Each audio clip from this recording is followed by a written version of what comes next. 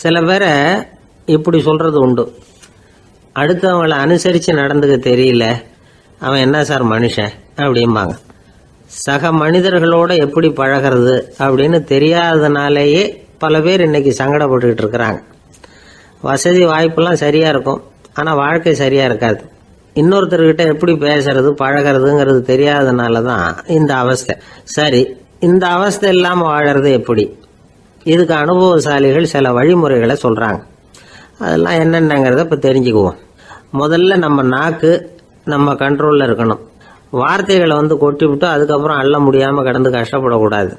எப்படி பேசுகிறோங்கிறதும் முக்கியம், பேசுகிறப்ப எப்படி முகத்தை வச்சிருக்கிறோங்கிறதும் முக்கியம். அன்பாக பேசினாலும் நல்லா இருக்கும், அப்படி பேசுகிறப்ப ஆதரவாக அவர் தோள் மேலே ஒரு கையை போட்டுக்கிட்டு பேசினா இன்னமும் நல்லா இருக்கும். ரெண்டாவது விஷயம், இன்னொருத்தர்கிட்ட பேசுகிறப்ப வாக்குறுதிகளை அள்ளி வீசக்கூடாது. கொடுக்குற வாக்குறுதி குறைச்சலாக இருக்கணும். அப்படி கொடுத்த வாக்குறுதியை கண்டிப்பாக நிறைவேற்றணும். நாம் ஒருத்தரை பாராட்டுறோம் அல்லது அவரை பற்றி அபிப்பிராயம் சொல்கிறோம்னா அது ஆக்கப்பூர்வமாக இருக்கணும். நம்ம பாராட்டு அல்லது விமர்சனம் அடுத்தவருடைய முன்னேற்றத்துக்கு உதவுறது மாதிரி இருக்கணும். நாம் சொல்கிறத கேட்டுட்டு அவன் தலையில் கையை வச்சுட்டு உட்காந்துடக்கூடாது. எப்பவும் உற்சாகமாக இருக்கணும், முகம் மலர்ச்சியாக இருக்கணும். மனுஷன் இருந்தால் வருத்தம், கவலை, ஏமாற்றம் எல்லாம் இருக்க தான் செய்யும். அதெல்லாம் மனசில் இருக்கட்டும். அந்த வருத்தமும் கவலையும் ஏமாற்றமும் சேர்ந்துக்கிட்டு நம்ம முகத்தில் இருக்கிற மலர்ச்சியை மூடி மறைக்கிறதுக்கு நாம் இடம் கொடுத்துடக்கூடாது. எந்த விஷயத்தை பற்றி யாருக்கிட்ட பேசினாலும் வெளிப்படையாக பேசணும், திறந்த மனசோட பேசணும். மூடி மறைச்சி முன்னு மூழ்கிக்கிட்டு இருக்கக்கூடாது. இன்னொருத்தர்கிட்ட பேசுகிறப்போ விவாதம் பண்ணுங்க, அது தப்பு இல்லை, ஆனால் வாதாடிக்கிட்டு இருக்கக்கூடாது. அதாவது என்ன சொல்கிறாங்கன்னா, டிஸ்கஸ் பண்ணலாம், ஆர்கியூ பண்ணக்கூடாதான். நம்மக்கிட்ட இருக்கிற நல்ல குணங்களை நாம் எடுத்து சொல்லிகிட்டு இருக்கக்கூடாது. அந்த நல்ல குணங்களே நம்மளை பற்றி எடுத்து சொல்லணும், அது மாதிரி நடந்துக்கணும். அதே மாதிரி அடுத்தவங்க கிட்ட உள்ள கெட்ட குணங்களை பற்றி அவசியம் இல்லாமல் நாம் பேச வேண்டியதில்லை. உங்களை பற்றி யாராவது தப்பாக பேசுகிறாங்களா, அப்படி அவங்க பேசுகிறதுல உண்மை இல்லையா அப்படின்னா அதை நீங்கள் பொருட்படுத்த வேண்டியதில்லை, விட்டுடலாம், அது தானாக போயிடும்.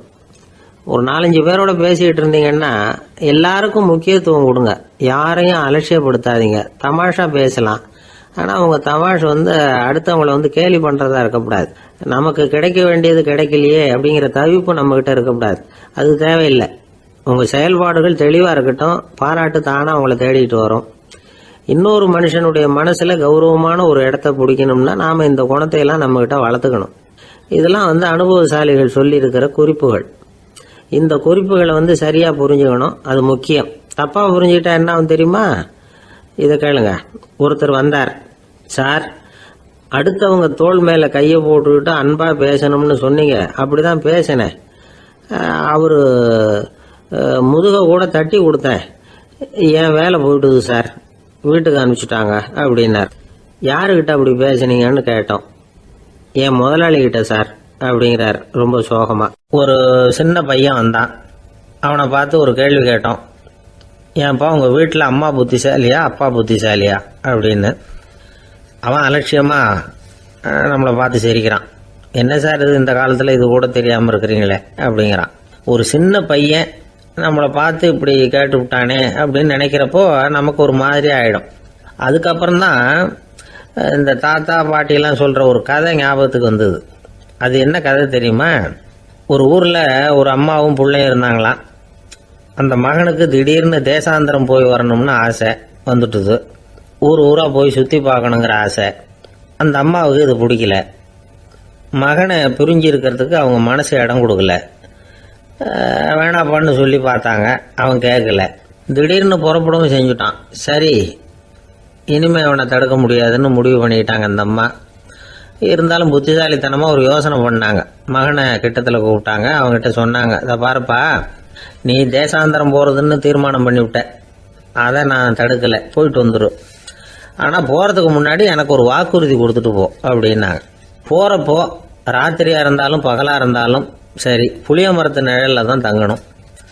திரும்பி வர்றப்போ இரவும் பகலும் நீ வேப்ப மரத்து நிழல்லே தங்கணும் அப்படின்னாங்க. சரி அப்படியே செய்கிறேன்னு சொல்லி வாக்குறுதி கொடுத்தான் பையன். புறப்பட்டு போனான். போகிற வழியில் புளிய மரத்து நிழல்லே தங்கினான், தூங்கினான். அப்படி போய்கிட்டே இருந்தான். 7வது நாள் அவன் உடம்பு சுகமில்லாமல் போயிட்டுது. ரொம்பவும் பலவீனமாயிட்டான். இனிமேல் நடக்க முடியாதுங்கிற நிலைமை வந்துட்டுது. யோசிச்சு பார்த்தான், சரி இதுக்கு மேலே போக வேண்டாம் அப்படின்னு முடிவு பண்ணிட்டு திரும்பி வர ஆரம்பிச்சுட்டான். திரும்பி வர்றப்போ வழியில் வேப்ப மரத்து நிழலையே தங்கி தங்கி வந்தான். நாளுக்கு நாள் உடம்பு சரியாக வந்துட்டுது. 7வது நாள் வீட்டுக்கு வந்து சேர்றான். உடம்பு பழையபடியே கலகலப்பாயிட்டுது. பூரண சுகம். தேசாந்திரம் போன பையன் திரும்பி வந்துட்டானே அப்படின்னு அந்த அம்மா ஆச்சரியப்படலை. ஏன்னா அவங்களுக்கு தெரியும் இப்படி ஆகும்னு. பையன் சீக்கிரமாக திரும்பி வரணுங்கிறதுக்காக தான் அவங்க அந்த யோசனையை சொன்னாங்க. என்ன விஷயங்கிறதையும் அவங்களே சொன்னாங்க. மகனே, புளிய மரத்து நிழல் உடம்புக்கு உஷ்ணத்தை கொடுக்கும், சீக்கம் உண்டாக்கும். அதனால் நீ தொடர்ந்து புளிய மரத்து நிழலில் தங்கினாவே நோய்க்கு ஆளாயிட்ட. அதனால் பயணத்தை முடிச்சுக்கிட்டு திரும்பி வரணுங்கிற முடிவுக்கு வந்துட்ட. திரும்பி வர்றப்போ நீ தங்கினது வேப்ப மரத்து நிழல். அது உடம்புக்கு குளிர்ச்சியை தரக்கூடியது, நோயை தீர்க்கக்கூடியது. அதனால் சுகமாக வீட்டுக்கு சேர்ந்துட்ட. உன்னோட தேசாந்திர பயணத்தை தடுக்கிறதுக்காக தான் இப்படி பண்ணினேன் அப்படின்னாங்களாம் அந்த அம்மா. பார்த்தீங்களா அம்மாவோட புத்திசாலித்தனத்தை? அப்பாவாக இருந்தால் இப்படியா பண்ணுவார்? ஒரு அப்பா பையன்கிட்ட 10 ரூபா கொடுத்து இதை எடுத்துக்கிட்டு அடுத்த ஊருக்கு போய் அங்கே இருக்கிற மாமா கிட்ட இதை கொடுத்துட்டு வாடா, வழியில் எங்கேயாவது மரத்தடியில் படுத்து தூங்கி விடாதே அப்படின்னு எச்சரிக்கை பண்ணி அனுப்புனாராம். பையனுக்கு எச்சரிக்கையாக வாழறது எப்படிங்கிறத கற்றுக் கொடுக்கறதுக்காக இப்படி பண்ணார். அவன் பணத்தை வாங்கிக்கிட்டு போனான். அப்பா சொன்னதை மறந்துட்டு ஒரு மரத்தடியில் படுத்து தூங்கிட்டான். அவனுக்கு தெரியாமல் அவன் பின்னாடியே போன அப்பா அவன் கையில் இருந்த அந்த 10 ரூபாயை நைஸாக எடுத்துகிட்டு வந்துட்டார். அவன் பையில் தானே வச்சுருந்தான், அது தெரியாமல் எடுத்துகிட்டு வந்துட்டார். அவன் தூங்கிக்கிட்டு இருக்கான். எடுத்துகிட்டு ஒரு மறுபடியும் வீட்டுக்கு வந்துட்டார். பையன் முழிச்சுக்கிட்டு பையை தடவி பார்க்குறான், பணத்தை காணும். அழுதுகிட்டே திரும்பி வந்தான். அப்பா கிட்ட விஷயத்த சொன்னான். அப்பா சிரிச்சுக்கிட்டே சொன்னார், அதுக்கு தான்ப்பா ஆரம்பத்திலேயே எச்சரிக்கை பண்ணினேன், இனிமேலாவது நீ ஜாக்கிரதையாக இருக்கணும் அப்படிங்கிறதுக்காக தான் இப்படி பண்ணினேன். அந்த பணம் எங்கேயும் போயிடல, நான் தான் அதை உனக்கு தெரியாமல் எடுத்து வச்சிருக்கிறேன். இதோ பாரு அப்படின்னு சொல்லிட்டு சைடு பாக்கெட்டில் கையை விட்டா அது ஓட்டையாக இருக்குது. அதை எவனோ ஏற்கனவே கத்திரிச்சு எடுத்துகிட்டு போயிட்டான். இப்போ அப்பா முகத்தில் அசடு வழிஞ்சுதான்.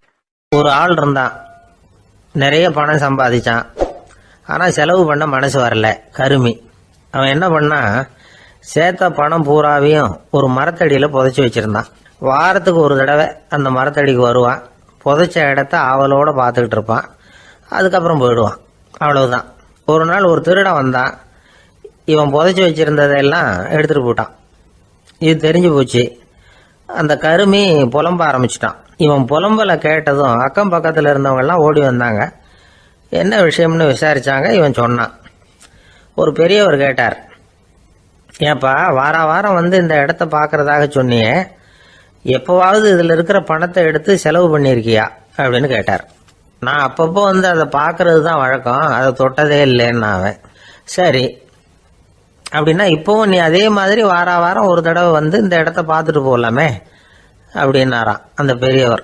அதுவும் சரிதானே, எவ்வளவு காலமானாலும் அவன் அந்த பணத்தை எடுத்து செலவு பண்ண போகிறதில்ல. அப்படி இருக்கிறப்ப உள்ளே பணம் இருந்தாலும் ஒன்று தான், இல்லாமல் போனாலும் ஒன்று தான். இதிலிருந்து என்ன புரியுதுன்னா, ஒருத்தர்கிட்ட இருக்கிற பணத்தை கொண்டு அவர் பணக்காரரா ஏழையா அப்படின்னு முடிவு செய்கிறது சரியில்லை. அந்த செல்வத்தை அனுபவிக்கிற திறன், பயன்படுத்துகிற திறன், அதை வச்சு தான் அவர் ஏழையா பணக்காரரா அப்படிங்கிறத நிர்ணயம் பண்ணணும். அதுதான் சரி. செலவு பண்ண தெரியாதவன் சேகரம் பண்ணிகிட்டே இருக்கிறதுனால என்ன பிரயோஜனம்? தலைமுடியே இல்லாதவன் தாராளமாக சீப்புகளை வாங்கி சேகரம் பண்ணுறது மாதிரி தானே இது. சில சமயம் செலவு பண்ண நாம் தயாராக இருந்தால் கூட அந்த செல்வம் நமக்கு பயன்படுறதில்ல. அரேபியாவில் ஒரு நகை வியாபாரி விலை உயர்ந்த முத்துக்களை எல்லாம் அவர் வச்சு வியாபாரம் பண்ணிகிட்டு இருந்தார். அவர் ஒரு சமயம் ஒரு பாலைவனம் வழியாக போயிட்டு இருக்கிறார் ஒட்டகத்தில். அப்போ திடீர்னு கடுமையான புயல் வீச ஆரம்பிச்சுட்டுது. திசை தவறி இவர் எங்கேயோ வந்துட்டார். கூட வந்தவங்களையும் காணலை, எங்கே போனாங்களோ தெரியல. இவர் ரொம்ப பயந்து போய் அங்கேயும் எங்கேயுமா அலைஞ்சு தெரிகிறார். வழியே தெரியல. பசி கடுமையாயிட்டுது. ஒட்டகத்து முதுகில் ஒரு மூட்டை இருந்தது. அதை பிரித்து பார்த்தார். உள்ளே ஏதாவது இருக்கான்னு தேடி பார்க்குறார். அது வரைக்கும் கண்ணில் தட்டுப்படாத அபூர்வமான ஒரு பை கண்ணில் பட்டுது. ஆஹா, அதில் ஏதாவது சாப்பிட்றதுக்கு இருக்கும் அப்படின்னு நினச்சி ஆவலாக அதை பிரித்து பார்க்குறார். அந்த பையில் விலை உயர்ந்த முத்துக்கள் நிறைய இருந்துதான். அப்போ தான் அவர் நினச்சாராம், விலை உயர்ந்த முத்துக்கள் கூட சாப்பிட்றதுக்கு உணவாக முடியாது அப்படிங்கிறத புரிஞ்சுக்கிட்டாராம். எந்த நேரத்தில் எது நமக்கு தேவையோ அது நமக்கு தாராளமாக கிடைக்கணும். அப்படி அது கிடைக்கிறதுக்கு நம்மக்கிட்ட இருக்கிற செல்வம் பயன்படணும். அது நமக்கும் பயன்படலாம், நம்ம மூலமா அடுத்தவங்களுக்கும் பயன்படலாம். அதுதான் செல்வத்தின் பயன். ஒரு மரத்தடியில் ஒருத்தன் உட்காந்து அழுதுகிட்டு இருந்தான். அந்த பக்கமாக வந்த இன்னொருத்தன் ஏப்பா அழுதுகிட்டு இருக்கிறேன்னு கேட்டான். இந்த இடத்துல தான் பூமிக்கு அடியில் பணம் இருக்குது, புதைச்ச இடம் தெரியல, அதான் அழறேன் அப்படின்னா. நல்லா ஞாபகப்படுத்தி பாரு, எந்த இடத்துல புதைச்ச அப்படின்னு கேட்டான் இவன். அது எப்படி எனக்கு தெரியும், புதைச்சி வச்சிருக்கிறவன் நான் இல்லையே, எங்க எதிர்த்து வீட்டுக்காரன் அப்படின்னானா இவன். ஒரு பல்கலைக்கழகம், அங்கே ஒரு இலக்கிய பேராசிரியர், அவர் பாடம் நடத்திக்கிட்டு இருந்தார். ராபர்ட் ப்ரௌனிங் எழுதிய கவிதைகளை பற்றி சொல்லிகிட்டு இருக்கிறார். மாணவர்களும் ரொம்ப அக்கறையாக அதை கேட்டுக்கிட்டு இருக்கிறாங்க. ஒரு குறிப்பிட்ட கவிதையை பற்றி சொல்லும் பொழுது அந்த பேராசிரியருக்கே ஒரு சந்தேகம்.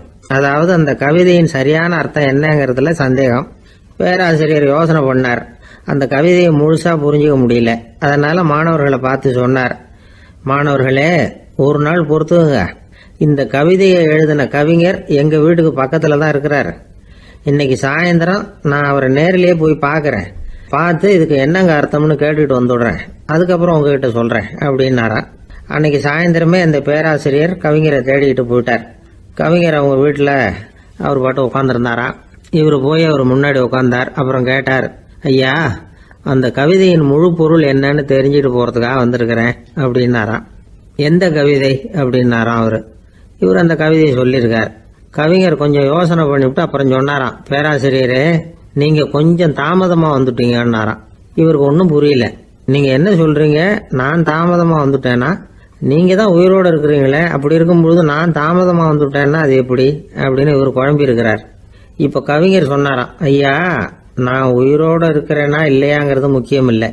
நான் அந்த கவிதை வரிகளை எழுதினப்போ 2 பேருக்கு அதோட அர்த்தம் தெரிஞ்சிருந்தது. இப்போ ஒரே ஒருத்தருக்கு தான் அதோட அர்த்தம் தெரியும் அப்படின்னாராம். பேராசிரியர் யோசனை பண்ணியிருக்கார். அப்படின்னா அந்த ஒருத்தர் கவிஞர் ராபர்ட் ப்ரௌனிங்கை தவிர வேற யாரா இருக்க முடியும்? இவர் தான் அப்படிங்கிறத அவர் மனசில் நினச்சிக்கிட்டார். அதனால சொன்னார், ஐயா, நான் தாமதமாக வரல, அந்த கவிதையின் பொருள் என்ன அது சொல்லுங்கன்னார். பேராசிரியரே, நான் சொல்றது உங்களுக்கு புரியலன்னு நினைக்கிறேன். நான் இந்த வரிகளை எழுதினப்போ 2 பேருக்கு அதோட அர்த்தம் தெரிஞ்சிருந்தது. அந்த 2 பேர் யாருன்னா, ஒருத்தர் ராபர்ட் ப்ரௌனிங், அதாவது நான், இன்னொருத்தர் கடவுள். இப்போ அது கடவுளுக்கு மட்டும்தான் தெரியும். நானே இதை பற்றி பல தடவை யோசனை பண்ணி பார்த்தேன். இது ரொம்ப அழகானது, ஆனாலும் ரொம்ப வழுக்கலானது. அதை பிடிச்சிட்டோம்னு நினச்சிக்கிட்டு இருக்கும் பொழுதே காற்று மாதிரி அது உங்ககிட்ட இருந்து ஓடி போயிடுது. எனக்கு ரொம்பவும் வருத்தமாக தான் இருக்குது. நிச்சயமாக நான் தான் இந்த வரிகளை எழுதியிருக்கிறேன். அதில் அர்த்தம் இருக்குங்கிறது எனக்கு தெரியும், அதை நான் உணர்றேன். ஆனால் நீங்கள் என்னை மன்னிக்கணும், எனக்கே கூட அதை என்னால் விளக்க முடியல. அப்படி இருக்கும் பொழுது உங்களுக்கு எப்படி அதை நான் விளக்க முடியும் அப்படின்னாரா அந்த கவிஞர். அனுபவிக்கப்படக்கூடிய எல்லாமே விளக்கப்படக்கூடிய ஒன்றல்ல, விளக்கப்படும் எல்லாமே அனுபவிக்கப்படக்கூடிய ஒன்றல்ல அப்படிங்கிறது ஞானிகளுடைய கருத்து. அதுக்காக தான் அந்த சம்பவம். வாழ்க்கையில் நீங்கள் தொடர்ந்து ஆய்வு செய்து கொண்டே இருக்கக்கூடிய விளக்கங்களை ஒருபோதும் அடைய முடியாத பரிமாணங்கள் இருக்கிறதுனால தான் அது அலுப்பு தட்டாமல் இருக்குது. உங்களால் நிறைய அனுபவிக்க முடியும், இருந்தாலும் நீங்கள் அனுபவித்து அறிந்த விஷயங்கள் கூட வார்த்தைகளால் விளக்கப்பட முடிவதில்லை அப்படிங்கிறது பெரியோர் சிந்தனை. இதெல்லாம் ஒரு பக்கம் இருக்கட்டும். நமக்கு தெரிஞ்ச பேராசிரியர் ஒருத்தர் 1 மணி நேரம் ரொம்ப விவரமாக வகுப்பு எடுத்தார். கடைசியாக சொன்னார், மாணவர்களே, ரொம்பவும் எளிமையாக விளக்கமாக எல்லா விவரமும் சொல்லியிருக்கிறேன். அதனால் இதில் உங்களுக்கு சந்தேகம் வர்றதுக்கு வாய்ப்பே இல்லை. இருந்தாலும் கேட்க வேண்டிய கடமை கேட்குறேன். இது வரைக்கும் நடத்தினதில் யாருக்காவது ஏதாவது சந்தேகம் உண்டா அப்படின்னு கேட்டாராம். எனக்கு ஒரே ஒரு சந்தேகம்தான் சார் அப்படின்னு எழுந்திரிச்சு நிற்கிறான் ஒருத்தன். என்னன்னு கேட்டாராம். இது வரைக்கும் நீங்கள் என்ன பாடம் சார் நடத்துனீங்க அப்படின்னானா அவன். பந்திக்கு முந்தர ஆசாமிகள் நம்மள பல பேர் உண்டு. அப்படி முந்தறதுக்கு கூட முயற்சி பண்ணுறவங்க நிறைய பேர் இருக்கிறாங்க. இதில் என்ன ஒரு விஷயம்னா, பந்திக்கு முந்தறது கூட தப்பு இல்லை. ஆனால் அப்படி ஒரு விருந்தில் ஆளாக போய் உட்காந்து சாப்பிட்டா கூட வெளியில் வர்றப்ப என்ன பெரிய விருந்து வச்சுட்டான், சாம்பாரில் உப்பு இல்லை, ரசத்தில் காரம் இல்லை அப்படின்னு குறை சொல்லிகிட்டே வர்றது இருக்கு பாருங்க, அது சரியில்லை, நாகரிகமும் இல்லை. கல்யாண பத்திரிகையில் என்ன போட்டிருக்குது, என் பொண்ணுக்கும் இன்னார் பையனுக்கும் கல்யாணம், எல்லாரும் குடும்பத்தோடு வந்திருந்து மணமக்கள் ஆசீர்வதிக்கணும், இப்படி தானே போட்டிருக்கோம். குடும்பத்தோடு விருந்து சாப்பிட்டு சாப்பாடு எப்படி இருக்குன்னு அபிப்பிராயம் சொல்லிவிட்டு போங்க அப்படின்னா போட்டிருக்கு கல்யாண பத்திரிகையில். ஒருத்தர் வீட்டு விசேஷத்துக்கு போயிருக்கோம்னா எவ்வளவோ அசௌகரியங்கள் நமக்கு ஏற்படலாம். ஏராளமான கூட்டம் வந்திருக்கும். எல்லாரையும் அவங்க தனித்தனியாக கவனிச்சுக்கிட்டு இருக்க முடியாது. நாம தான் அனுசரித்து நடந்துக்கணும். நாமளா போய் வாழ்த்த வேண்டியவங்களை வாழ்த்தி விட்டு சேரணும். அதை விட்டுட்டு பத்திரிக்கை கொடுத்தானேன்னு போனேன், கவனிப்பே சரியில்லை அப்படின்னு புலம்பிக்கிட்டு இருக்கக்கூடாது. ஒரு விருந்துக்கு போனால் அங்கே எப்படி நடந்துக்கணும் அப்படிங்கிறத பற்றி கூட அனுபவசாலிகள் சில விவரங்கள்லாம் சொல்லியிருக்கிறாங்க. இந்த காலத்தில் கல்யாணம், பிறந்த நாள், அது இதுன்னு நிறைய விருந்துகள் நடக்குது. அதெல்லாம் எதுக்காக? மனித உறவுகளை வளர்த்துக்கிறதுக்காக தான், வேற எதுக்கு? ஒரு விருந்துக்கு போனால் அமைதியாக பொறுமையாக போய் உட்காரணும். அடித்து பிடிச்சிக்கிட்டு இடத்த பிடிக்க போகிறேன் அப்படின்னு நிற்கக்கூடாது. முதல் பந்தி நடந்துக்கிட்டு இருந்தால் அது முடிஞ்சு இலை எடுத்து சுத்தம் பண்ணதுக்கு அப்புறம் போய் உட்கார்றது தான் நாகரீகம். இலை எடுக்கிறதுக்கு முன்னாடியே அங்கே போய் உட்காந்தா நல்லா இருக்காது. நீங்கள் சாப்பிட்டுட்டு உட்காந்துருக்கீங்களா, சாப்பிட்றதுக்கு உட்காந்துருக்கீங்களா, பார்க்குறவங்களுக்கு சந்தேகம் வந்துடும். அதே மாதிரி இலையில எல்லா ஐட்டமும் பரிமாறினதுக்கு அப்புறம் சாப்பிட ஆரம்பிக்கணும். ஒவ்வொரு ஐட்டமாக வைக்க வைக்க நாம் பாட்டுக்கு எடுத்து உள்ளே தள்ளிகிட்டே இருந்தோம்னா எதை வச்சோம் எதை வைக்கலன்னு பரிமாறினவரே குழம்பி போயிடுவார். ஏன்னா எப்போ பார்த்தாலும் இலை காலியாகவே இருக்கும். சாப்பிட்றப்போ உங்கள் சாப்பாட்டையே நீங்கள் கவனிக்கணும். அடுத்தவங்க இலையில என்ன இருக்குது, பக்கத்தில் இருக்கிறவர் எதை அதிகமாக சாப்பிட்றார், இதெல்லாம் நமக்கு என்னத்துக்கு? எல்லாரும் சாப்பிட்டு முடிக்கிற வரைக்கும் பொறுமையாக இருக்கிறது தான் நல்லது. நீங்கள் மட்டும் திடீர்னு பாதியில் எழுந்திரிச்சு பக்கத்தில் இருக்கிறவங்களுக்கு சங்கடமாக இருக்குமேங்கிறதெல்லாம் யோசிக்காமல் நீங்கள் பாட்டு எழுந்திரிச்சு போகக்கூடாது. பக்கத்தில் உள்ளவங்க உங்களை எழுந்திரிக்க சொன்னால் எழுந்திரிச்சு போகலாம். விருந்துகளில் சாப்பாட்டை வீணாக்கிறதே ஒரு நாகரிகமாக போட்டுது. இந்த காலத்தில் சாப்பாட்டுக்கே கஷ்டப்பட்டுக்கிட்டு பல பேர் இந்த உலகத்தில் இருக்கிறப்போ சாப்பாட்டை வீணாக்கிறது எவ்வளோ பெரிய மோசங்கிறத நினச்சி பார்க்கணும். வேணுங்கிற அளவுக்கு கேட்டு வாங்கி சாப்பிட்றது தான் முறை. விருந்தில் இந்த பஃபே அப்படின்னு சொல்லி ஒரு முறை சொல்கிறாங்கல்ல, அதாவது உணவு வகைகளையெல்லாம் பொதுவாக ஒரு இடத்துல வச்சுடுறது, நமக்கு தேவையானதை நாமே எடுத்து ஒரு தட்டில் போட்டுக்கிட்டு சாப்பிட வேண்டியது. இதில் கூட சில பேர் தேவைக்கு அதிகமாக எடுத்து போட்டுக்கிட்டு வீணாக்குறாங்க. சில சமயம் கடைசியாக சாப்பிட போகிறவங்களுக்கு எல்லா ஐட்டமும் கிடைக்காம போகலாம். அதை போய் பெருசு பண்ணிகிட்டு இருக்கக்கூடாது. என்ன சார் இந்த அளவுக்கு கூடவா நாகரிகம் தெரியாமல் இருக்கிறோம், இதை போய் பெருசாக சொல்ல வந்துட்டீங்களே அப்படின்னு நினைக்கலாம். ஒருத்தர் 2 பேருக்கு இந்த விவரம் தேவைப்படலாம். அவங்க காதலையும் இது விழட்டுமேங்கிறதுக்காக தான் இது. ஒரு பெரிய கல்யாண விருந்து நடந்துக்கிட்டு இருந்தது. விருந்து மண்டபத்து வாசலில் ஒருத்தர் நின்றுக்கிட்டு வர்றவங்களையெல்லாம் ரொம்ப மரியாதையாக வணங்கி உள்ளே அனுப்பி வச்சுக்கிட்டு இருந்தார். எப்படி தெரியுமா? வர்றவங்க கையெல்லாம் பிடிச்சி முத்தம் கொடுத்து அதுக்கப்புறம் உள்ளே அனுப்பி வச்சுக்கிட்டு இருந்தாராம். கூட்டம்லாம் முடிஞ்சதுக்கப்புறம் அவர்கிட்ட போய் கேட்டிருக்கிறாங்க, சார் நானும் எவ்வளவோ விருந்துகளுக்கு போயிருக்கிறேன், இருந்தாலும் இவ்வளவு மரியாதையாக வர்றவங்க கைக்கெல்லாம் முத்தம் கொடுத்து வரவேற்கிறத இங்கே தான் பார்க்குறேன் அப்படின்னு சொன்னாங்க. அதுக்கு அவர் சொன்னார், அட போங்க சார், நான் முத்தம் கொடுக்கல, முந்தின பந்திக்கு சாப்பிட்டவங்களே அடுத்த பந்திக்கும் வர்றாங்களான்னு மோந்து பார்த்து அனுப்பி வச்சுக்கிட்டு இருந்தேன் அப்படின்னார். ஒருத்தன் எப்படி நடந்துக்கிறாங்கிறத வச்சு தான் அந்த ஆள் எப்படிங்கிறத நாம் முடிவு பண்ணுறோம். ஆளுமைன்னு சொல்கிறோம்ல, அதுக்கு சூழ்நிலைகளை ஆளுகின்ற தன்மை அப்படின்னு விளக்கம் கொடுக்குறார் ஒரு உளவியல் நிபுணர். சரி, ஒரு மனிதனுடைய ஆளுமையை உருவாக்குகிற விஷயங்கள் என்னென்ன? பிறப்பு, வளர்க்கப்பட்ட விதம், படிப்பு, நண்பர்கள், சமுதாயம், இப்படி நிறைய உண்டு. ஆளுமையின் அடிப்படையில் சில மனநோய்கள் உண்டாகுது. அதெல்லாம் என்னென்னங்கிறத தெரிஞ்சு வச்சுக்கிட்டோம்னா நம்ம கூட இருக்கிறவங்கள அடையாளம் கண்டுபிடிக்கிறதுக்கு அது ரொம்ப உபயோகமாக இருக்கும். ஃப்ரெனாய்டு ஆளுமை அப்படின்னு ஒன்று. இந்த கோளாறு உள்ளவங்க எப்படி இருப்பாங்க தெரியுமா? அதிக உணர்ச்சி, சந்தேகம், பொறாமை இதெல்லாம் அதிகமாக இருக்கும். வளைஞ்சு கொடுக்க மாட்டாங்க. அடுத்தவங்களோட இணக்கமான உறவு இருக்காது. அவங்க செய்கிற தப்புக்கெல்லாம் அடுத்தவங்களை குறை சொல்லிகிட்டு இருப்பாங்க. இது ஒரு ரகம். அடுத்தது ஸ்கிசாய்டு ஆளுமை அப்படின்னு சொல்கிறாங்க. இந்த கோளாறு உள்ளவங்க அடுத்தவங்களோட பழக கூச்சப்படுவாங்க. சின்ன வயசுலேயே இது ஆரம்பமாயிடுது. பகல் கனவுலேயே சஞ்சரிப்பாங்க.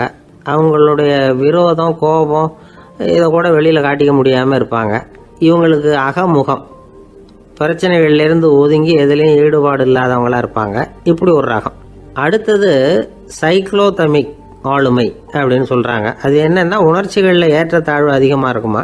சில சமயம் பார்த்தா மகிழ்ச்சியாக இருப்பாங்க, சில சமயம் சோகமாக உட்காந்துருப்பாங்க.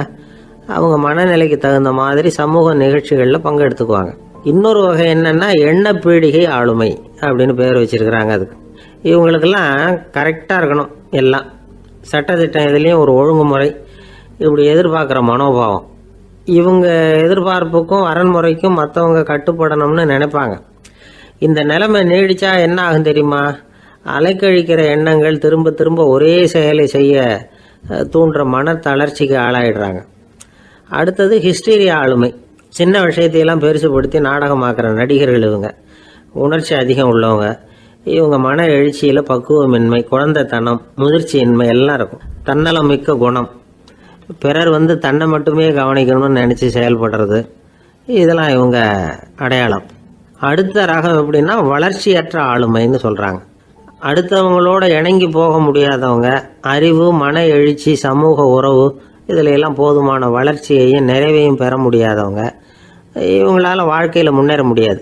பிச்சைக்காரங்க, குற்றவாளிகள் இவங்ககிட்டெல்லாம் இது மாதிரியான ஆளுமை அதிகமாக இருக்குமா. அடுத்தது என்னென்னா சோர்வுடைய ஆளுமை. எதுலேயும் உற்சாகம் இல்லாமல் சோர்ந்து போயிருப்பாங்க. அதுக்கெல்லாம் நமக்கு வலிமை இல்லைப்பா அப்படின்னு சொல்லிட்டு இருப்பாங்க.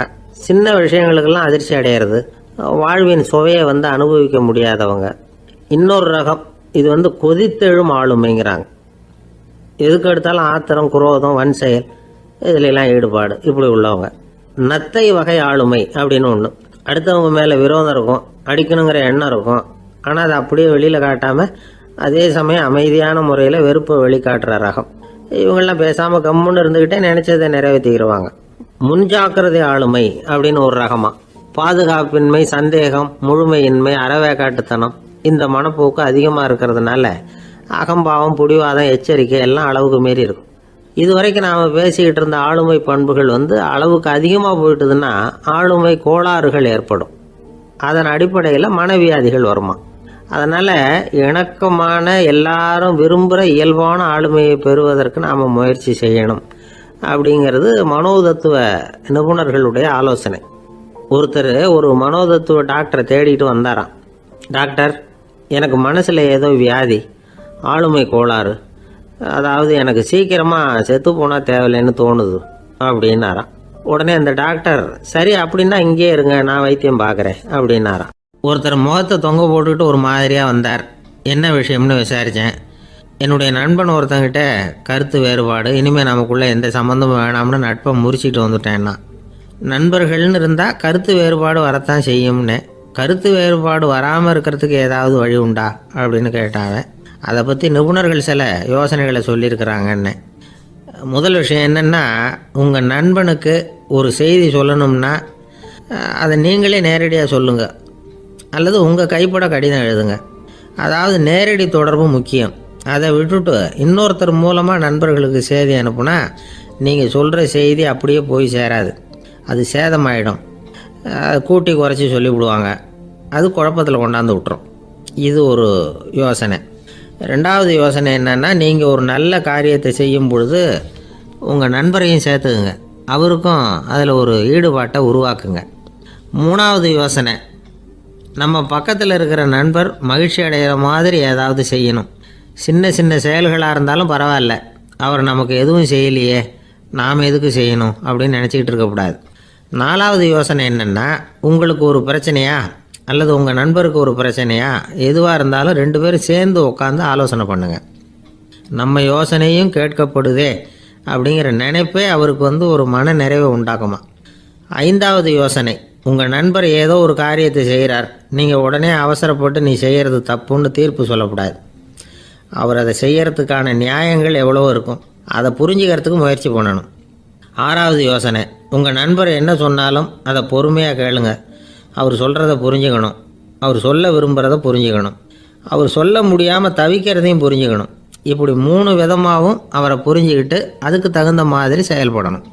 7வது யோசனை என்னென்னா, உங்கள் நண்பர் உங்ககிட்ட ஏதோ ஒரு கருத்தை சொல்கிறார், அது உங்களுக்கு பிடிக்கல, அதுக்காக உடனே நீ சொல்கிறது சரியில்லை, நான் ஒத்துக்க மாட்டேன் அப்படின்லாம் மறுத்துக்கிட்டு இருக்கக்கூடாது. அவர் சொல்கிறத கேட்கணும், பொறுமையாக சிந்திக்கணும், அதுக்கப்புறம் பதில் சொல்லணும். இப்படிலாம் நடந்துக்கிட்டால் நண்பர்களுக்குள்ள கருத்து வேறுபாடு வர்றதுக்கு வாய்ப்பே இருக்காது அப்படின்னு வல்லுநர்கள் தொகுத்து சொல்லியிருக்கிறாங்க இந்த யோசனைகளை. எனக்கு தெரிஞ்ச சில நண்பர்கள் உண்டு, அவங்களுக்குள்ளேயும் கருத்து வேறுபாடுகள் வராமல் இருக்கிறதுக்கு சில நுட்பங்களை கையாளுறது உண்டு. ஒருத்தர் சொன்னார், அந்த டாக்டர் சின்ன வயசுலேருந்து என் கூட பழகினவர், நாங்கள் 2 பேரும் இணை பிரியாத நண்பர்கள். இருந்தாலும் எனக்கு உடம்பு சரியில்லைன்னா நான் அவர்கிட்ட வைத்தியம் பார்த்துக்க மாட்டேன் அப்படின்னார் ஒருத்தர். ஏன் அப்படின்னு கேட்டேன். எங்கள் நட்பு கெட்டுப்படக்கூடாது இல்லையா, அதனால தான் அப்படின்னார் இவர். ஒரு சிகை அலங்கார கூடம். ரொம்ப சுறுசுறுப்பாக எல்லாரும் வேலை செஞ்சுக்கிட்டு இருக்கிறாங்க. முடி வெட்டிக்க வந்திருக்கிறவங்க நிறைய பேர் எல்லாரும் வரிசையாக உட்காந்துருக்குறாங்க.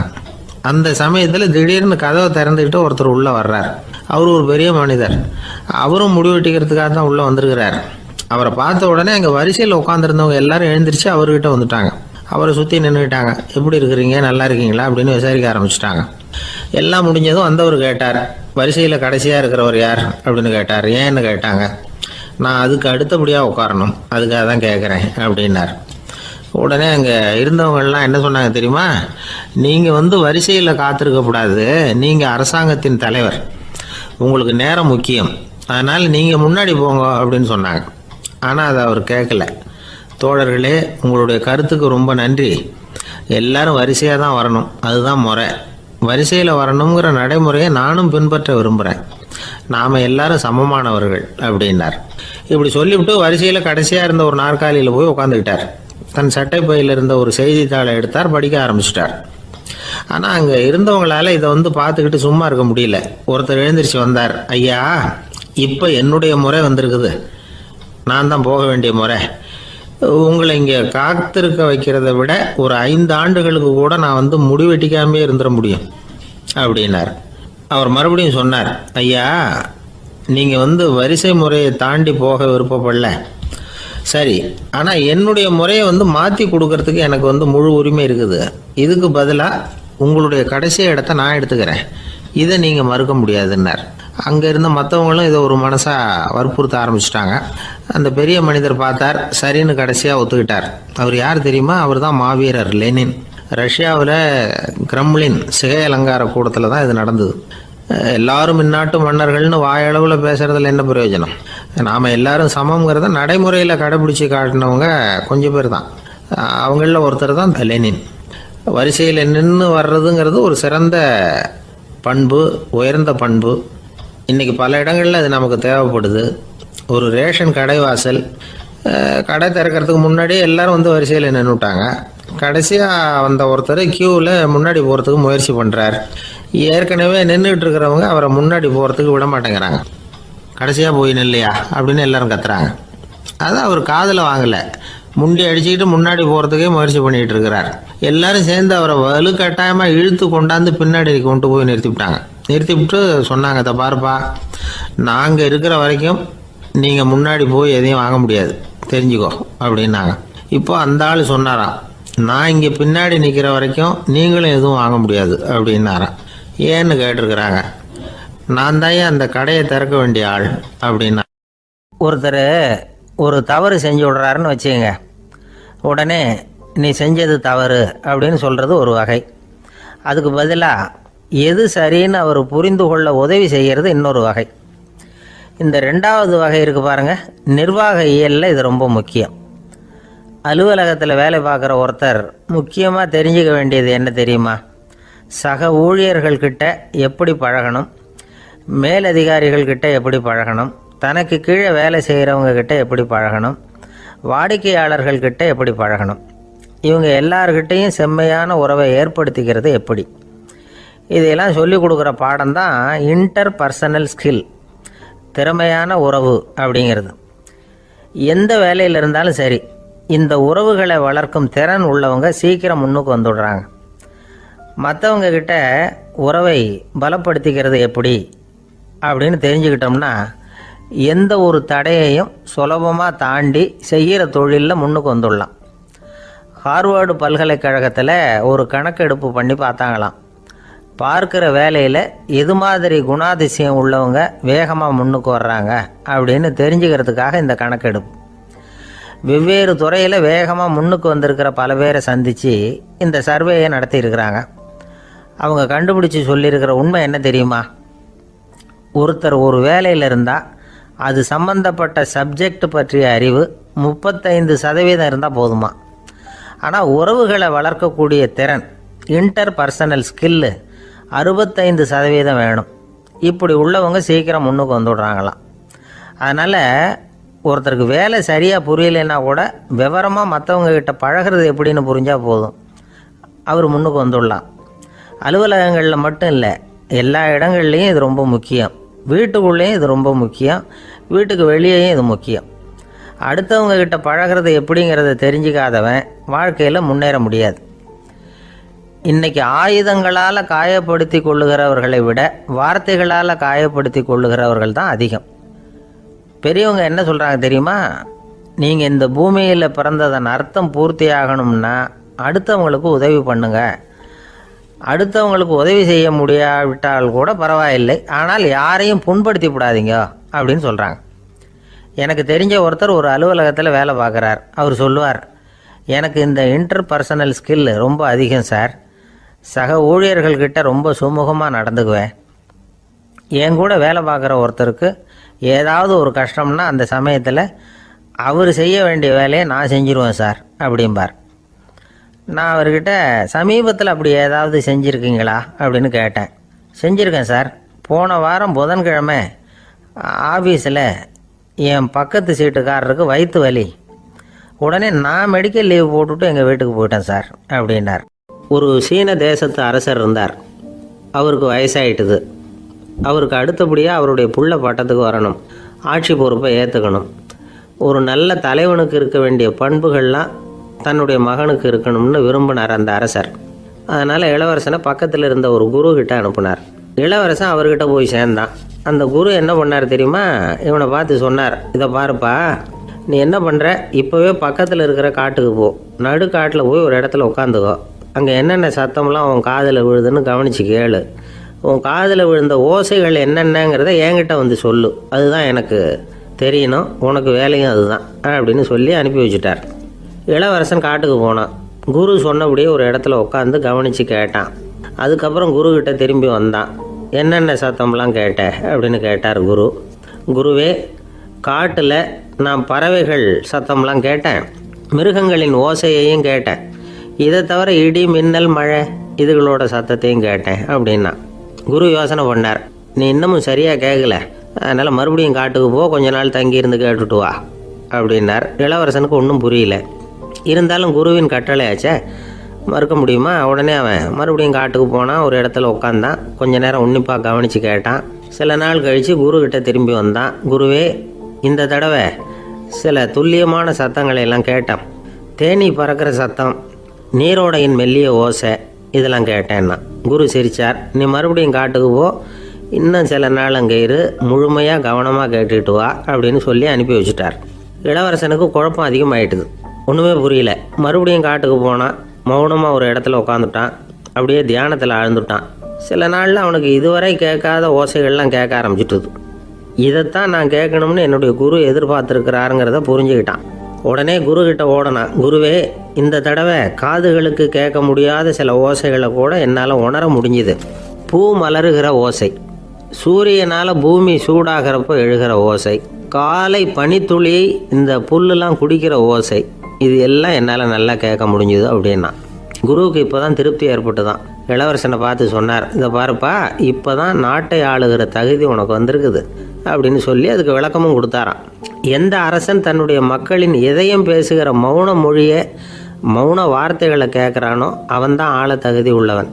எந்த அரசன் தன்னுடைய மக்களின் உணர்ச்சிகளை உண்மையாக உணர்றானோ அவன்தான் முதன்மையான அரசன். போலி வார்த்தைகளை மட்டும் கேட்டுட்டு பல மௌன ராகங்களை காதில் வாங்கிக்காதவன் அரசனே இல்லை. எந்த நாட்டில் எப்போ ஒரு அரசன் தன்னுடைய மக்களின் உணர்ச்சிகளை கேட்க மறுக்கிறானோ அன்னையிலேருந்தே அந்த நாடு அழிய தொடங்குது அப்படின்னு அர்த்தம். இதுதான் அந்த குரு இளவரசனுக்கு போதிச்சது. வாயால் பேசுகிறத மட்டும் கேட்டு ஏமாறக்கூடாது, உணர்ச்சிகளையும் கேட்கறதுல தான் மனப்பக்குவம் உண்டாகும். மக்கள் உணர்ச்சிகளை புரிந்து கொள்ளாத அரசர்கள் நீடிச்சிருக்க முடியாது. அது மாதிரி நாடுகளில் அடிக்கடி குழப்பம் தான் உண்டாகும். அப்படி இருந்தால் அடிக்கடி ஆட்சி மாறிக்கிட்டு இருக்கும். அப்படிப்பட்ட ஒரு தேசம், அங்கே ஒரு சிறைச்சாலையில் 3 கைதிகள் பேசிக்கிட்டு இருந்தாங்க. ஒருத்தன் சொன்னான், நான் இந்த நாட்டு ராஜாவை எதிர்த்து பேசிக்கிட்டு இருந்தேன், அதனால் என்னை பிடிச்சி கொண்டாந்து இங்கே போட்டுட்டாங்க அப்படின்னா ஒருத்தன். இன்னொருத்தன் சொன்னான், நான் இந்த நாட்டு ராஜாவை ஆதரித்து பேசிக்கிட்டு இருந்தேன், அதனால் என்னை பிடிச்சி கொண்டாந்து இங்கே தள்ளிவிட்டாங்க அப்படின்னா. அது சரி, நீ என்ன தப்பு பண்ண அப்படின்னு சொல்லி 3வது ஆளை பார்த்து இவங்க கேட்டாங்க. அதுக்கு அந்த ஆள் சொல்கிறான், நான் தான் இந்த நாட்டு ராஜா அப்படின்னானா. ஒரு நண்பர், அவர்கிட்ட பேசிக்கிட்டு இருந்தேன். மனித உறவுகள் பற்றி அவர் சொல்லிகிட்டு இருந்தார். அமெரிக்காவில் தந்தை மகன் உறவு எப்படி இருக்குது அப்படிங்கிறத விளக்கிறதுக்கு அவர் ஒரு கதையை சொன்னார். ஒரு அப்பா பகல் பூராவும் அலுவலகத்தில் வேலை, ஓடி ஆடி உழைச்சிக்கிட்டு களைச்சி போய் ராத்திரி 10 மணிக்கு மேலே வீடு திரும்பினான். வீட்டு வாசலில் அவரோட மகன் காத்துக்கிட்டு இருக்கிறான். இன்னமும் தூங்கலை. அப்பா வாசல்லையே தடுத்து நிறுத்தி, அப்பா உனக்கு சம்பளம் எவ்வளவு அப்படின்னு கேட்குறான். ஏற்கனவே ஆஃபீஸ் பிரச்சனைகளால் அலுத்து போய் திரும்புகிற அப்பாவுக்கு கோவம் வந்துடுது.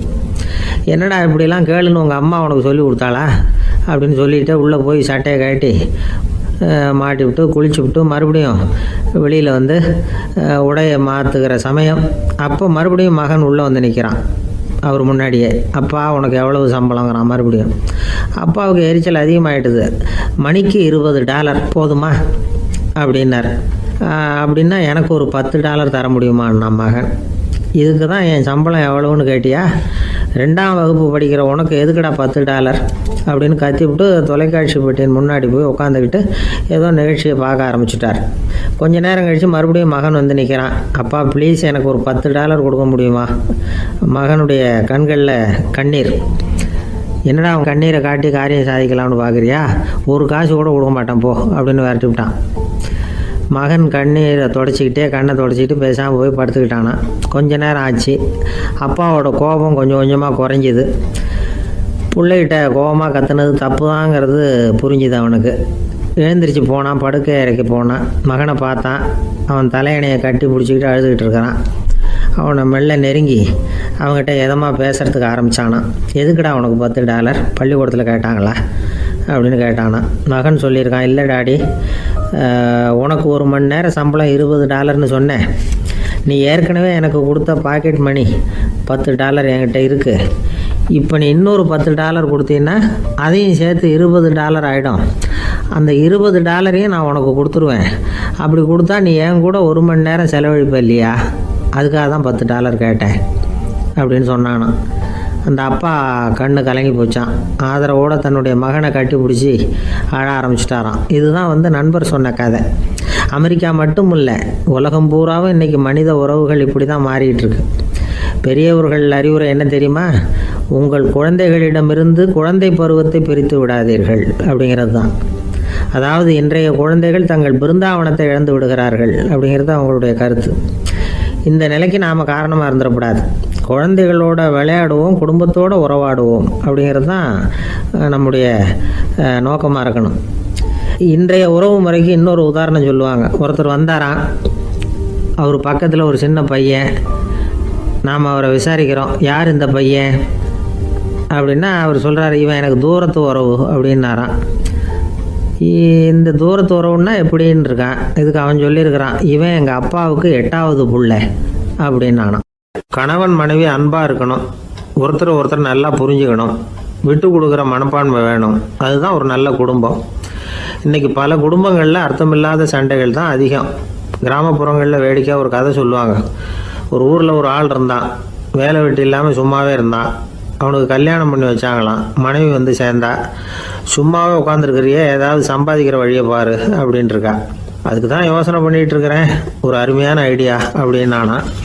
என்ன அது சொல்லு அப்படின்ட்டு இருக்கா. அவன் ஒரு ஆட்டுக்குட்டி வாங்க போகிறேன்னு இருக்கான். அதை வாங்கி என்ன பண்ண போகிறேன்னா, அந்த குட்டி வளரும், பெருசாகும், அதுக்கப்புறம் அது நிறைய குட்டி போடும் அப்படின்ட்டுருக்கான். சரி, அப்புறம் என்ன, அதையெல்லாம் சந்தையில் கொண்டுட்டு போய் விற்றுவிட்டு அந்த காசுக்கு ஒரு எருவு மாடு வாங்கலாம். சரி, அது எதுக்கு? எருவு மாடு நிறைய பால் கொடுக்கும், அதை கொண்டுகிட்டு போய் பால் பண்ணையில் கொடுப்பேன், அல்லது நானே விற்றுருவேன், கை நிறைய காசு கிடைக்கும். அதுக்கப்புறம் ஒரு பசுமாடு வாங்குவேன், பாலையும் விற்கலாம், நாமளும் காய் போட்டு சாப்பிட்லாம், இப்படிலாம் சொல்லியிருக்கான். அப்போ அந்த பொண்ணு சொல்லிச்சான், அடுத்த தெருவில் இருக்கிற எங்கள் அம்மா வீட்டுக்கும் கொஞ்சம் பால் கொடுத்து அனுப்பலாம் அப்படின்ட்டுருக்கா அந்த பொண்ணு. இந்த இடத்துல கணவனுக்கு கோவம் வந்துட்டுது. அது எப்படி உங்கள் அம்மா வீட்டுக்கு எதுக்கு கொடுக்கணும், அதெல்லாம் முடியாதுன்றிருக்கான். இந்த இடத்துல சண்டை ஆரம்பமாயிட்டுது. கொஞ்ச நேரத்தில் 2 பேரும் சத்தம் போட ஆரம்பிச்சிட்டாங்க. கடுமையான சண்டை நடக்கிறத பக்கத்து வீட்டுக்காரன் காதில் வாங்கினான். அவன் ஓடியாந்தான். அவனுக்கு தெரியும், வாங்காத மாட்டுக்காக இப்படி சண்டை போட்டுக்கிட்டு இருக்கிறாங்கங்கிறது அவனுக்கு புரியும். அவன் ஓடி வந்து சொன்னான், ஏண்டா உன்னோட பசுமாட்டை ஒழுங்காக கட்டி போடக்கூடாதான்னு இருக்கான். என்னடா சொல்கிறேன்னா, இவன் உன் மாடு என் தோட்டத்தில் வந்து மேய்ஞ்சுட்டுது, பயிரெலாம் நாசமாயிட்டுது, 10,000 ரூபா அளவுக்கு சேதம், அதை வாங்கிட்டு போகிறதுக்கு தான் வந்தேன், குடுறா 10,000 நானா. இவன் அரண்டு போயிட்டான். அப்புறம் சொன்னான், டே நான் இன்னும் மாடே வாங்கலையே, அதுக்குள்ளே அது வந்து எப்படிடா உன் தோட்டத்தில் மேயும், என்னடா வளர்றேன்ருக்கான். நீ தாண்டா இப்போ உளறிக்கிட்டு இருக்க, மாடே வாங்கல, அதுக்குள்ள எப்படிடா வந்து உன்னுடைய மனைவி அவங்க அம்மா வீட்டுக்கு பால் கொடுத்து அனுப்ப முடியும் அப்படின்னு அவன் கேட்டானா. நம்ம ஆளுக்கு இப்பதான் புத்தி வந்துதான், அர்த்தமே இல்லாத சண்டை போட்டுக்கிட்டு இருக்கிறோம் அப்படிங்கிறத அவன் புரிஞ்சுக்கிட்டானான். இது நம்ம முன்னோர்கள் சொல்லியிருக்கிற ஒரு கதை. சண்டையில தான் அர்த்தம் இல்லையே தவிர கதையில் அர்த்தம் உண்டு. அதாவது இல்லாத விஷயங்களுக்காக சண்டை போட்டுக்கிட்டு இல்லறத்தை வீணாக்கிக்கிட்டு இருக்கிற மனிதர்கள் இன்றைக்கு நிறைய பேர் இருக்கிறாங்க. ஒருத்தன் தன்னுடைய மனைவியை பத்தி மாமனார்கிட்ட புகார் சொன்னானா, மாமா உங்க பொண்ணு அர்த்தமில்லாத சண்டை போடுறா, எதுக்கு எடுத்தாலும் எடுத்தெறிஞ்சு பேசுறா அப்படின்னு இருக்கான். நீ எப்படி மாப்பிள்ளை அதை சமாளிக்கிற அப்படின்னு கேட்டிருக்காரு அவரு. அவ எடுத்தெறியறது என் மேல படாம ஒதுங்கி நின்னுக்கிறேன் அப்படின்னு நானா இவன். ஒரு பெரியவர்கிட்ட பேசிக்கிட்டு இருந்தேன். அவரு என்கிட்ட ஒரு கேள்வி கேட்டார். திருடர்கள் எத்தனை வகை தெரியுமா உனக்கு அப்படின்னார். இதுதான் அவர் கேட்ட கேள்வி. எதுக்காக என்ன பார்த்து அந்த கேள்வி கேட்டாரு தெரியல. இருந்தாலும் நான் வந்து அவருக்கு பதில் சொன்னேன். திருடர்கள்ல எத்தனையோ வகை உண்டுங்க. கார் திருடன், சைக்கிள் திருடன், முகமூடி திருடன், எப்படி சொல்லிட்டே போகலாம். இருந்தாலும் என்னுடைய சிற்றறிவுக்கு எட்டின வரையில திருடர்களை 2 வகையாக பிரிக்கலாம் அப்படின்னு நினைக்கிறேன். ஒன்று ராத்திரியில் திருடுற திருடன், இன்னொருத்தன் பகலில் திருடுற திருடன். அதாவது பகல் திருடன், ராத்திரி திருடன் அப்படின்னு பெரியவர் சிரிச்சார். என்ன சிரிக்கிறீங்களே, என்ன கள்வர்கள் 4 வகை அப்படின்னு ஆரம்பித்தார். எப்படின்னு கேட்டேன். சாப்பாட்டுக்கு இல்லாமல் திருடுறாங்க பாருங்க, அது ஒரு வகையான். சாப்பாட்டுக்கு இருந்தும் திருடுறாங்க பாருங்க, அது ஒரு வகையான். இதை தவிர இன்னும் ஒரு 2 வகை திருட்டு உண்டு. அது என்னன்னா, ஆண்டவன் கிட்ட இருந்து நாம திருடுற திருட்டு, இன்னொன்னு என்னன்னா நம்ம கிட்ட இருந்து ஆண்டவன் திருடுற திருட்டு அப்படின்னார். எனக்கு ஒன்றும் புரியல. என்ன சார் இது, ஆண்டவனையே திருடன்னு சொல்றீங்களே அப்படின்னு ஆச்சரியமா. ஆமாங்க, ஆண்டவனை கல்வன்னு சொல்றது இல்லையா. காஞ்சிபுரத்துக்கு பக்கத்துல திருக்கார்வனம் அப்படின்னு ஒரு ஊர் இருக்கு. அங்க உள்ள பெருமாளுக்கு கல்வர்னு தான் பேரு. அது மட்டும் இல்லை, திருமங்கை ஆழ்வார் தம்முடைய திரு நெடுந்தாண்டகத்தில் கார்வனத்துள்ளாய் கல்வா அப்படின்னு தான் அழைக்கிறார் அப்படின்னு நிறைய உதாரணம்லாம் சொல்ல ஆரம்பித்தார். அதுக்கப்புறம் அவர்கிட்ட பேசி நான் புரிஞ்சுக்கிட்ட விவரங்களை தான் நான் இப்போ உங்ககிட்ட சொல்ல போகிறது. அதாவது அவர் சொன்ன முதல் வகை திருடர்கள் சாப்பாட்டுக்கு இல்லாமல் திருடுறவங்க. இவங்களை திருத்தி விடலாம். சாப்பாட்டுக்கு இருந்தும் பணம் சேர்க்கணுங்கிற ஆசையால் பொய் கணக்கெல்லாம் எழுதுறாங்க பாருங்க, அவங்க தான் 2வது வகை. 3வது வகை திருட்டு தான் மிகப்பெரிய திருட்டு. இறைவனுக்கு சொந்தமானதை நம்முடையதுன்னு நினைக்கிற திருட்டு. எது இறைவனுக்கு சொந்தமானது அப்படின்னா ஆத்மா. பகவானுக்கு சொந்தமான ஆத்மாவை நம்முடையதுன்னு நினைக்கிறது தான் அந்த மாபெரும் திருட்டு. இதுக்கு பேர் தான் ஆத்மாபகாரமா. சரி, இதுக்கு பரிகாரம் என்ன? எல்லாம் இறைவனுடையது, நமக்கு ஒன்றும் இல்லை அப்படின்னு நினைக்கிறது தான் இதுக்கு பரிகாரம். இதெல்லாம் இருக்கட்டும். 4வது திருட்டு ஒன்று சொன்னோம்ல, ஆண்டவன் நம்மகிட்ட இருந்து திருடுறது. அது எப்படி? ஆண்டவனை கல்வன்னு சொல்றாங்க, அது சரி. அவர் என்னத்தை திருடினார்? இப்போ இன்னொருத்தருக்கு சொந்தமான ஒன்றை எடுத்து வச்சுக்கிறது தான் கள்ளத்தனம். ஆனால் ஆண்டவன் எடுத்துக்கிட்டோம்னா இருக்கிறது எல்லாமே அவனுக்கு சொந்தம். அப்படி இருக்கிறப்போ அவரை எப்படி கல்வன்னு சொல்றது? இது என்ன புரியாம இருக்குதே அப்படின்னு சொல்லி பார்த்தா அதுக்கும் விளக்கம் சொல்றாங்க அவங்க. அதாவது ஆண்டவனுக்கு உருவமே கிடையாது, அரூபமா இருக்கிறவன், அதாவது உருவம் இல்லாம இருக்கிறவன். அப்படி உள்ள பகவான் நம்மள மாதிரி உருவத்தில் இருக்கிறான். நம்மள மாதிரியே கையை காலு மூக்கெல்லாம் இருக்குது ஆண்டவனுக்கு. இந்த உருவம் நம்ம கிட்ட இருந்து திருடினது தானே. அவன் தன்னுடைய உண்மையான திருமேனியை நமக்கு காட்டாம, அதாவது தரிசனம் கொடுக்காம இருக்கிறது கள்ளத்தனம் தானே. அதனால தான் இதுவும் ஒரு பெரிய திருட்டு, இருக்கிறதுலேயே மிகப்பெரிய திருட்டு அப்படிங்கிறார். என்கிட்ட பேசிக்கிட்டு இருந்தார், இந்த விஷயம்லாம் சொல்லிட்டு இருந்தாரு அந்த பெரியவர். அதாவது திருட்டை ஆன்மீக நோகத்தில் அவர் பார்க்குறார். நம்ம பார்வையில் இதை விட அபூர்வமான திருட்டுலாம் இங்கே உண்டு. அபூர்வமான திருடர்களும் உண்டு. ஒரு திருடன் சிறையிலிருந்து விடுதலையாகி வெளியில போனான். கொஞ்ச நாள்ல மறுபடியும் திரும்பி ஜெயிலுக்கு வந்துட்டான். அப்போ சிறை அதிகாரி அவனுக்கு அறிவுரை சொன்னாராம். ஏன்பா இப்படி அடிக்கடி தப்பு பண்ணிவிட்டு ஜெயிலுக்கு வந்துடுறிய, உனக்கு சொந்த பந்தம் எதுவும் இல்லையா? உனக்கு அப்பா, அண்ணன், தம்பிகள் அவங்க கூட எல்லாம் சேர்ந்து வாழணுங்கிற ஆசை இல்லையா அப்படின்னு கேட்டிருக்காரு. அவங்களோட சேர்ந்து வாழணுங்கிற ஆசை எனக்கு நிறைய உண்டுங்க சார் அப்படின்னு அவன். அப்புறம் எதுக்கு இப்படி ஜெயிலுக்கு வந்துடுற அப்படின்னாரான் அவர். அவங்க எல்லாருமே இங்கே தானே சார் இருக்காங்க அப்படின்னு அவன். ஒரு ஊரில் ஒரு துறவி இருந்தார், புத்த சமய துறவி. அந்த ஊர் மன்னன் அவரை பற்றி கேள்விப்பட்டிருக்கான். ஒரு நாள் புறப்பட்டு போனான், துறவியின் பாதங்களை தொட்டு வணங்கினான். அதுக்கப்புறம் சொன்னான், ஐயா, நான் உங்களை அரண்மனைக்கு அழைச்சிட்டு போகிறதுக்காக வந்திருக்கிறேன். இனிமே நீங்கள் இங்கே எதுக்கு இருக்கணும் அப்படின்னு அவன் மனசுக்குள்ளே என்ன நினைப்புன்னா, இவர் எங்கே வர போகிறாரு, நான் ரொம்ப எளிமையானவன், எனக்கு எதுக்கு அரண்மனை வாசம்னு சொல்லிவிடுவார் அப்படின்னு நினச்சிருக்கான். ஆனால் அந்த துறவி என்ன பண்ணார் தெரியுமா? அப்படியா, சரி போகலாம், வா, போய் உன் ரதத்தை கொண்டுட்டு வா, அரண்மனைக்கு போகும்பொழுது அதுக்கு தகுந்த மாதிரி ஆடம்பரமாக போகணும் அப்படின்னு விட்டாரான். துறவி இப்படி சொன்னதும் அந்த மன்னனுக்கு மனசுக்குள்ள சந்தேகம் வந்துட்டுது. இவர் உண்மையிலேயே துறவி தானா, ஏமாத்து பேர் வழி மாதிரி தெரியுதே அப்படின்னு நினச்சிருக்கான். இருந்தாலும் இனிமேல் என்ன பண்ணுறது, சொல்லியாச்சு. ரதத்தை கொண்டுட்டு வந்தான். துறவி ஏறி உக்காந்தார். பக்கத்தில் ராஜா. அவர் ரொம்ப உற்சாகமாக வரார். இவன் ரொம்ப சோர்ந்து போய் வரான். துறவி மரத்தடியிலேயே வாழ்ந்து பழக்கப்பட்டவர், அரண்மனையில் எளிமையாக ஒரு இடத்துல உட்காந்துக்குவார் அப்படின்னு நினச்சான். ஆனால் அப்படி இல்லை. அரண்மனைக்கு வந்த உடனே அந்த துறவி அதை கொண்டுட்டு வா, இதை கொண்டுட்டு வான்னு சொல்லி உத்தரவு போட ஆரம்பிச்சிட்டார். அரண்மனையில் இருந்தால் அரசனை மாதிரி இருக்கணும் அப்படிங்கிறார். ராத்திரி பூரா சௌரியமாக தூங்கினார். பகலில் அரண்மனை தோட்டத்தில் உலாவ வேண்டியது, நீச்சல் குளத்தில் குளிக்க வேண்டியது, இப்படியே பொழுது போக்கிட்டு இருக்கிறார். அந்த அரண்மனையில் துறவி மகிழ்ச்சியாக இருக்கிறார். மன்னனால் அப்படி இருக்க முடியல. அவருக்கு எந்த கவலையும் இல்லை, இவனுக்கு அரசாங்க கவலைகள். துறவி அப்படி இருக்கிறத இவனால் தாங்கிக்க முடியல. ஒரு நாள் அவர்கிட்டே போய், நான் உங்ககிட்ட கொஞ்சம் பேசணும்னு துறவி பார்த்தார். நான் இந்த அரண்மனைக்கு வரும்பொழுதே நீ என்னமோ என்கிட்ட கேட்கணும்னு நினைச்ச, ஏன் காலதாமதம்? நீ அனாவசியமாக உன்னையே தொந்தரவு பண்ணிட்டு இருக்கிற, நீ கவலையாக இருக்கேங்கிறது எனக்கு புரியுது. நான் மரத்தடியில் இருந்தப்போ கூட என்னை அடிக்கடி சந்திச்சுக்கிட்டு இருப்பேன், ஏதாவது விளக்கம் கேட்கறது உண்டு.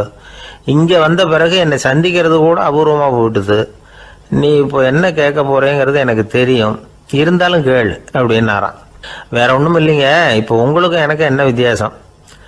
2 பேரும் அரண்மனையில் தான் இருக்கிறோம். நீங்கள் மகிழ்ச்சியாக இருக்கிறீங்க, நான் அப்படி இருக்க முடியல. இவ்வளவுக்கும் நீங்கள் முன்னாடி இருந்தது மாதிரி இல்லை. தினமும் தங்க தேர் கேட்குறீங்க, உயர்தரமான ஆடைகள் அணிகிறீங்க, சுவையான சாப்பாடு. இப்படி இருக்கிறப்போ உங்களுக்கும் எனக்கு என்ன வித்தியாசம்? இதுதான் மன்னனுடைய கேள்வி. இதுக்கு பதில் சொல்கிறேன், என் கூட புறப்பட்டு வா, இந்த நகரத்துக்கு வெளியில் போவோம் அப்படின்னு சொல்லி அரசனை கூப்பிட்டுக்கிட்டு ஊர் எல்லைக்கு சேர்ந்தார் துறவி. அங்கே போய் சொன்னார், இதை பாருப்பா, இந்த இடத்த தான் தேடிக்கிட்டு இருந்தேன். இனிமே நான் திரும்பி வரப்போறதில்லை. நீ என்னோட வர்றியா, திரும்பி போறியா அப்படின்னார். நான் எப்படிங்க உங்கள் கூட வர முடியும்? என்னுடைய நாடு, என்னுடைய சொத்துக்கள், மனைவி, மக்கள் எல்லாத்தையும் விட்டுட்டு எப்படிங்க வர்றதுன்னா. இப்போ அந்த துறவி சொன்னார், இப்போ வித்தியாசத்தை தெரிஞ்சுக்கிட்டியா? நான் அரண்மனையில் இருந்தேன், எல்லா வித பொருள்களும் உடையவனா இருந்தேன், ஆனால் எதையும் சொந்தம் கொண்டாடுறவனா இருக்கல. ஆனால் நீ அப்படி இல்லை, எல்லாத்தையும் சொந்தம் கொண்டாடிக்கிட்டு இருக்கிற. இதுதான் நமக்குள்ள வித்தியாசம் அப்படின்னு சொன்னார். அரண்மனை ஆடைகளை அப்படியே களைஞ்சார், அரசங்கிட்ட கொடுத்தார். உன்னுடைய ஆடைகளை நீயே வச்சுக்கோன்னார். அவர் பாட்டுக்கு நடந்து போனார், திரும்பியே பார்க்கல. அரசனுக்கு அப்பதான் தன்னுடைய அறியாமை விளங்குச்சான். இதுல இருந்து நாம புரிஞ்சுக்க வேண்டியது என்னன்னா, இந்த உலகத்துல எத்தனையோ பொருள்கள், அதையெல்லாம் முறையா பயன்படுத்தினா மகிழ்ச்சி. அதை விட்டுட்டு அதுக்கெல்லாம் சொந்தம் கொண்டாட ஆரம்பிச்சா கவலை. நம்ம ஆட்கள் சொந்தம் கொண்டாடுற விதமே தனி. ஒரு ஆளு இன்னொருத்தங்கிட்ட ஒரு கொடை கடன் வாங்கியிருந்தான், திருப்பி கொடுக்கல. கொடையை கொடுத்தவன் கேட்டான், என்கிட்ட கடன் வாங்கினிய கொடை, அதை கொஞ்சம் திருப்பி தர்றியான்னா. அது உனக்கு இப்போ அவசரமா தேவைப்படுதா அப்படின்னு கேட்டான் இவன். எனக்கு தேவைப்படல, அந்த கொடையை நான் யாருக்கிட்ட வாங்கியிருந்தேனோ அவனுக்கு இப்போ அது அவசரமா தேவைப்படுது அப்படின்னு அந்த ஆள். ஒரு ஊர்ல ஒரு புகழ்பெற்ற பத்திரிகையாளர் இருந்தார். அவர் ஒரு நாள் திடீர்னு இறந்து போயிட்டார். அதுக்கப்புறம் நேராக சொர்க்கத்துக்கு போனார். சொர்க்கத்தின் வாசல்ல நின்றுகிட்டு இருந்த ஒருத்தர் அவரை தடுத்தார். இதை பாரு, ஏற்கனவே இங்கே 12 பத்திரிகையாளர்கள் இருக்கிறாங்க, அவங்களுக்கே இங்கே வேலை இல்லை. அதுக்கு என்ன காரணம்னா, சொர்க்கத்தில் திடுக்கிடும் செய்திகள்லாம் ஒன்றும் கிடையாது. அப்படி என்ன இருக்க போகுது? இங்கே எல்லாம் அது ஒழுங்காக நடந்துகிட்டு இருக்கோம். எல்லாம் ஒழுங்காக நடந்தால் பத்திரிகைகளுக்கு சுவாரஸ்யமான கொலை கொள்ளை தீ வைப்பு இது மாதிரி எதுவும் இங்கே இல்லை. ஏற்கனவே இங்கே இருக்கிறவங்க எல்லாரும் மரத்தடியில் உட்காந்துக்கிட்டு தியானம் பண்ணிகிட்டு இருக்கிறாங்க. அந்த ஒரே செய்தி தான் தினமும் இங்கே வந்துக்கிட்டு இருக்குது. அதை படிக்கிறதுக்கே இங்கே ஆள் கிடையாது. அதனால் நான் என்ன சொல்கிறேன்னா, நீ பேசாமல் நரகத்துக்கே போயிடு. அங்கே எவ்வளவோ நிகழ்ச்சிகள் நடந்துக்கிட்டு இருக்கு. அங்கே தான் அதிகமான பத்திரிகையாளர்கள் தேவைப்படுறாங்க. அங்கே உனக்கு நிறைய வேலை இருக்கும். அதை செய்கிறதில்ல நீயும் மகிழ்ச்சியாக இருக்கலாம் அப்படின்னு சொன்னாராம். அங்கே அந்த சொர்க்கத்தின் வாசலில் நின்றுக்கிட்டு இருந்தவர். இந்த பத்திரிகையாளர் அங்கேயே நின்று கொஞ்சம் யோசனை பண்ணார். இவருக்கு சொர்க்கத்திலே இருக்கணும்னு தான் ஆசை. அதனால் மெதுவாக அவர்கிட்ட பேசினாராம். ஐயா, என்னை ஒரு 24 மணி நேரம் இங்கே உள்ளே இருக்கிறதுக்கு அனுமதி கொடுங்க. இங்கே இருக்கிற பல பத்திரிகையாளர்களை எனக்கு தெரியும். அவங்களில் சில பேரை சமாதானப்படுத்தி மெதுவாக பேசி நரகத்துக்கு அனுப்பி வச்சுட்றேன். நான் இங்கே இருந்துக்கிறேன். உங்கள் கணக்குப்படி 12 பேருக்கு மேலே இங்கே தாண்டாது. அப்படி பார்த்துக்கிறேன் அப்படின்னாராம். அவரும் யோசனை பண்ணி பார்த்துட்டு, சரி அப்படியே உனக்கு அனுமதி கொடுக்குறேன். ஆனால் ஒரு விஷயம், 24 மணி நேரம் தான் அனுமதி, அதுக்குள்ளே எல்லாம் நடக்கணும் அப்படின்ட்டுருக்கார். சரின்னு சொல்லிவிட்டு இந்த பத்திரிகையாளர் உள்ளே போனார். யோசனை பண்ணார். திட்டம் போட்டு ஒரு பொருளையை கிளப்பி விட்டார். சக பத்திரிகையாளர்கள் எல்லாம் கூப்பிட்டு சொன்னாராம், இதை பாருங்கள், நரகத்தில் ஒரு பெரிய தினசரி பேப்பரை கொண்டுகிட்டு வர்றதுக்காக திட்டம் போட்டுக்கிட்டு இருக்காங்க. அதுக்கு பல அதிகாரிகள் தேவைப்படுறாங்க. நிறைய சம்பளம் கிடைக்கும். யார் யாரெல்லாம் நரகத்துக்கு போக ஆசைப்படுறாங்களோ அவங்கெல்லாம் போகலாம் அப்படின்னு ஒரு பொருளையை கிளப்பி விட்டார். 24 மணி நேரம் கழித்து வாசல் பக்கம் போனார்.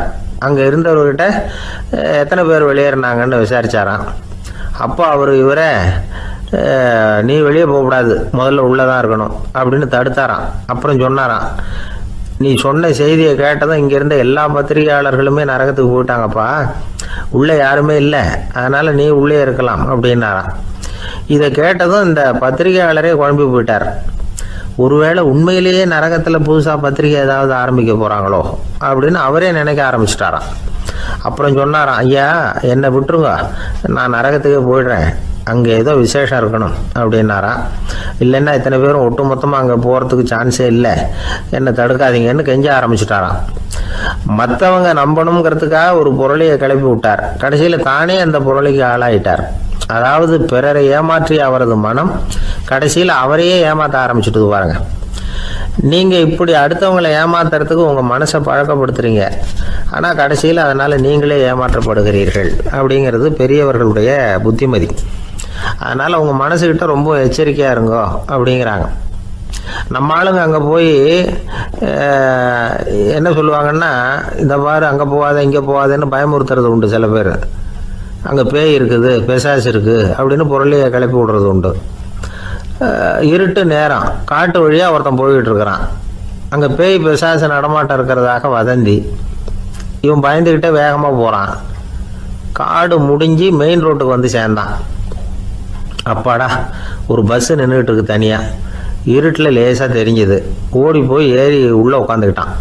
பயந்துக்கிட்டே போனவன் அப்புறம் தான் தெரியுது உள்ள யாருமே இல்லை, டிரைவரும் இல்லை, கண்டக்டரும் இல்லை, வேற யாரும் இல்லை. இவனுக்கு பேய் பயம் அதிகமாக போட்டுது. ஏன்னா நடு ராத்திரி. இந்த நேரம் பார்த்து அந்த பஸ்ஸு தானே நகர ஆரம்பிச்சுதான். இவனுக்கு இன்னும் பயம் அதிகமாக போட்டுது. ஏன்னா டிரைவர் சீட்டு காலியாக இருக்குது, பஸ்ஸு நகருது. இவன் உடம்பு பூரா நடுங்க ஆரம்பிச்சுட்டுது. வீல்னு கத்தலாமான்னு பார்த்தான். அந்த நேரம் பார்த்து அவன் தோளில் ஒரு கை விழுந்துதான்.